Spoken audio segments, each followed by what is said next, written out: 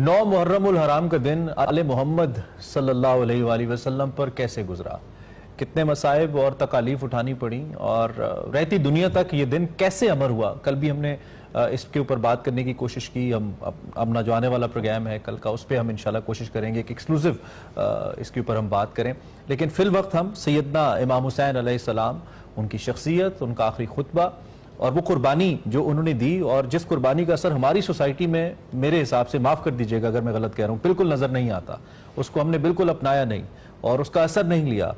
इसी पे हमने बात करनी है। मौलाना इमरान बशीर साहब हमारे साथ मौजूद हैं। उनसे हम पूछते हैं कि वो आज के दिन को, 9 मुहर्रम उल हराम को और उस अजीम कुर्बानी को कैसे देखते हैं। मौलाना, वैसे तो मैं अक्सर कहता हूँ कि आशूरा का दिन इस्लामी तारीख में बहुत अहम है, कुरान के मुताबिक, अहादीस के मुताबिक, लेकिन वाक़े करबला ने इस दिन को रहती दुनिया तक उसकी एक अलग नज़ीर बना दी, कुर्बानी की और हक की, सच की राह को अपनाने की। आज के दिन की खास तौर पे हम 10वीं मुहर्रम के हवाले से कल बात करेंगे, लेकिन मैं चाहता हूँ 9 मुहर्रम के हवाले से इसकी अहमियत और इसकी फजीलत और इसकी क्या सिग्निफिकेंस है, इस पे आप बात करें आज। बिस्मिल्लाहिर्रहमानिर्रहीम। इमरान भाई, यकीनन जैसे आपने फरमाया कि रहती दुनिया तक इस सानिया को कभी भी नहीं हम फरामोश कर सकेंगे। वाक़या करबला ये वो वाक़या है कि जिसने ज़मीन और आसमान को भी रुला दिया, जानवरों को भी रुला दिया, इंसानियत को भी रुला दिया। फिर मुसलमान ये किसी दौर में कैसे इसको भूल सकता है। लेकिन अल्लाह की कसम, आपने बड़ी गहरी बात फरमाई कि उनकी मुकद्दस अरवाह, उनकी मुकद्दस रूहें आज ढूंढ रही हैं कि कहाँ हैं वो लोग जो हमारे ज़हन को, हमारी फिक्र को, हमारी सोच को, हमारे अलम को उस अंदाज में लेके चलें जिस अंदाज में वो लेके चले थे। कि उस हालत में भी नमाज नहीं छोड़ी, उस हालत में भी अदल का दामन नहीं छोड़ा, उस हालत में भी जुल्म और ज्यादती की तरफ नहीं गए, उस हालत में भी दुश्मनों का ख्याल किया जा रहा है, उस हालत में भी एहसास किया जा रहा है कि कैसे दुश्मनों को खुशी पहुंचाई जा सके। आप अंदाजा करें कि अपने काफिले से फरमाया कि दुश्मनों को पानी की जरूरत हो, खाने की जरूरत हो, जिस चीज की जरूरत हो इनको मुहैया की जाए, और उसके साथ साथ हत्ता कि उनके जानवर सफर करके आए हैं, थके हुए हैं, उनको पानी की जरूरत है तो वो भी उनको मुहैया की जाए। और आज हम उन्हीं के नाम पर एक दूसरे को कत्ल कर रहे हैं। यानी मेरी यहाँ अल्लाह की कसम अक्ल बंद हो जाती है हर इंसान के, जैसे आप फरमा रहे हैं कि समझ से बाहर है कि वो चीज नजर नहीं आ रही कि वो तो अपने दुश्मनों को, जो जानी दुश्मन है, उनको भी सीने से लगाने के लिए तैयार है।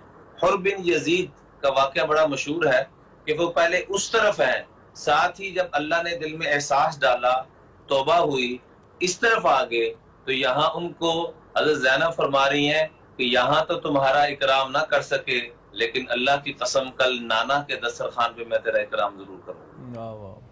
तो उन्होंने दुश्मनों को भी प्यार दिया, जो दुश्मन तौबा करके आना चाह रहा है उसको भी साथ लगाया। आज हमारे अंदर एक ऐसी फिरौनियत आ चुकी है, अल्लाह मुझे भी बचाए, हम सबको बचाए, कि हमसे कोई माफी मांगता है, हम माफ करने के लिए तैयार नहीं। हुर बिन यजीद का वाकया कितना बड़ा वाकया हमारे सामने, कि एक तरफ उस तरफ सरप्रस्ती कर रहे हैं, जुल्म की, ज्यादती की और बदबख्त लोगों की, साथ ही दिल में जब अल्लाह ने हिदायत अता फरमाई, अपना फजल फरमाया, इधर आते हैं, उनको सीने से लगाया जा रहा है। और कितनी बड़ी बशारत दी जा रही है कि आपको यहाँ तो हम कुछ ना नवाज सके, अहले बैत वाले बड़ा नवाजने वाले, बड़े सखी लोग हैं, बेशक इसमें कोई शक नहीं, लेकिन मैं कल क़यामत में अपने नाना के दस्तरखान, इससे बड़ी क्या सादत हो सकती है। मौलाना, 9 मुहर्रम के हवाले से बिलखुसूस और सैयदना इमाम हुसैन अलैहि, क्योंकि आपने कहा कि तारीख में नबी करीम सल्लल्लाहु अलैहि वसल्लम के दौर में भी आप सल्लल्लाहु अलैहि वसल्लम को अल्लाह रब्बुल इज़्ज़त की जानिब से बता दिया गया था कि इमाम हुसैन के साथ क्या होना है। तो ये तारीख के अंदर तो वाज़ेह था और उनको भी पता था कि वो अपनी आल औलाद के साथ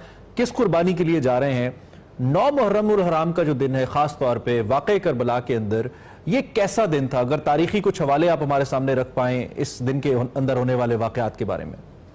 इसमें असल में हकीकत पूछें तो मेरे में हिम्मत नहीं हो पाती कि मैं इस तारीख को दोहरा सकूं। उसकी वजह यह है कि जैसे मेरे आपके माँ बाप के टुकड़े कर दिए जाएं, اور کہا جائے کہ اس کو پیش کیا جائے تو اللہ کی قسم نہ آپ میں ہمت ہوگی نہ میرے میں، کسی مسلمان میں بھی ہمت نہیں ہوگی. لیکن ایک طالب علم ہونے کے ناطے سے جو تاریخ کا میں نے مطالعہ کیا ہے، کچھ چند باتیں عرض کرنا چاہوں گا.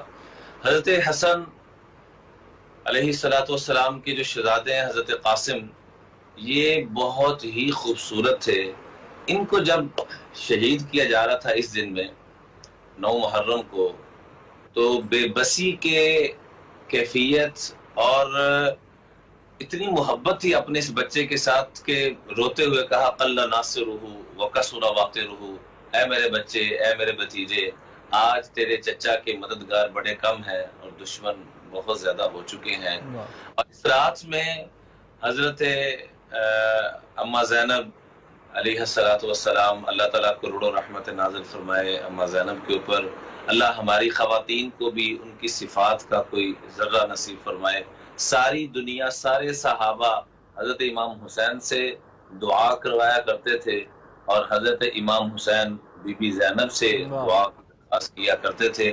وہ فرماتی ہیں کہ میں اپنے بھتیجے امام زین العابدین، جن کو بیمار کربلا بھی کہا جاتا ہے، ان کی بیمار کرسی کے لیے بیٹھی ہوئی تھی.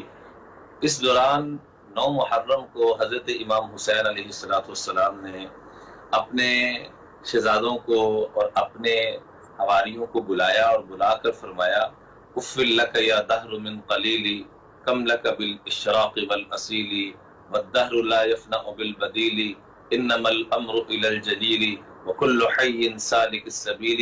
یہ زمانے میں بے وفائیاں چلتی ہیں، اس نے کسی کو نہیں چھوڑا، ہر زندہ نے اللہ کے پاس پہنچنا ہے. کل من علیہا فان ویبقى وجہ ربک ذو الجلال والاکرام، ہر ایک نے فنا ہونا ہے.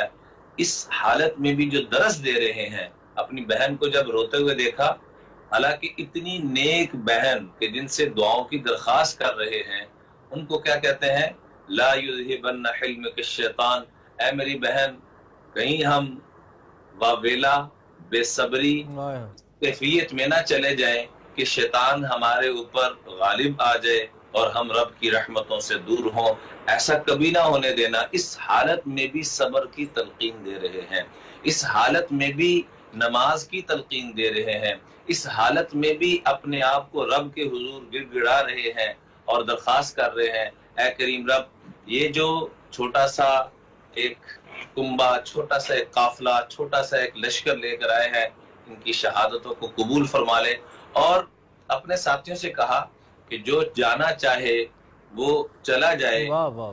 میں ناراض نہیں. دیکھیں یہاں چھوٹی چھوٹی باتوں پہ نا ناراض ہو جاتے ہیں عمران، چھوٹی چھوٹی ناراض ہو جاتے ہیں. آپ نے میرا فون کیوں نہیں اٹھایا، آپ نے میسج کا رپلائی کیوں نہیں کیا، حالانکہ حکم یہ ہے کہ آپ کے گھر بھی کو چل کے آ جائے. وَإِذَا قِيلَ لَكُمُ ارْجِعُوا فَارْجِعُوا، اور آپ مصروف ہیں، آپ کہہ دیتے ہیں کہ آپ چلے جائیں تو قرآن کہتے ہیں آپ چلے جائیں.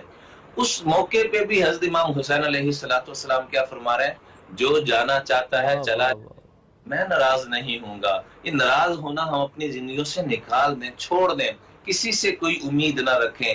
ایاک نعبد و ایاک نستعین، ساری عبادتیں بھی اللہ کے لیے اور اعتماد اور بھروسہ بھی اللہ پر، ساری امیدیں ادھر لگائیں. اپنے ساتھیوں سے فرمائیں جو جانا چاہتا ہے چلا جائے، لیکن وہاں ان کے قدموں میں شہادت لینے کو کون نہ ترسے. ساری کائنات کی جو امیدیں تھی، جو تھی، وہ ان خوش قسمت لوگوں کو مل رہی تھی، وہ کیسے چھوڑ کے جا سکتے تھے. انہوں نے کہا جی یہ تو ہو نہیں سکتا کہ ہم یہ معاملہ ہونے دیں. چنانچہ آپ کو اس دن کے اندر یہ واقعات ملیں گے کہ جب پہلے ہمارے مسلم بن اوسج یہ شہید ہوتے ہیں تو یہ اپنے ساتھیوں سے کیا کہتے ہیں کہ اپنی جانوں کو کٹا کر پیش کر دینا، اپنے جسموں کے ٹکڑے کر لینا، لیکن حضرت امام حسین تک، ان کے مبارک خاندان تک کبھی آنچ نہ آنے دینا.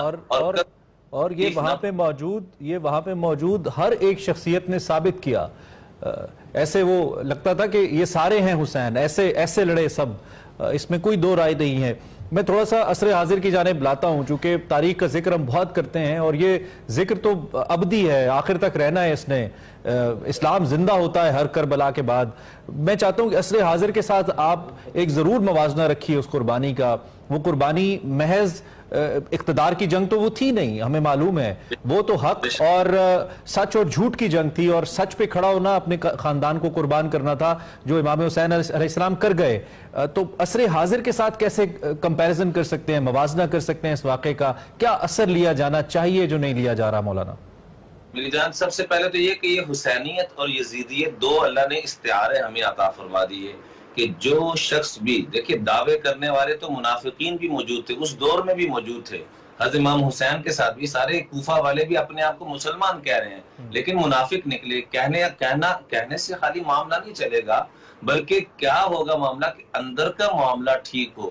آج بھی جو شخص ظلم زیادتی، چاہے وہ قلم کے ذریعے ہو، چاہے وہ زبان کے ذریعے ہو، چاہے وہ پڑوسیوں کو تکلیف پہنچانے کے ذریعے سے ہو، یہاں تک اللہ کے محبوب صلی اللہ علیہ وآلہ وسلم نے فرمایا جس نے بھی پڑوسی کو تکلیف پہنچائی، اس نے پڑوسی کو نہیں، من آذا جارہ فقد آذانی، اس نے امام الانبیاء کو اذیت پہنچائی۔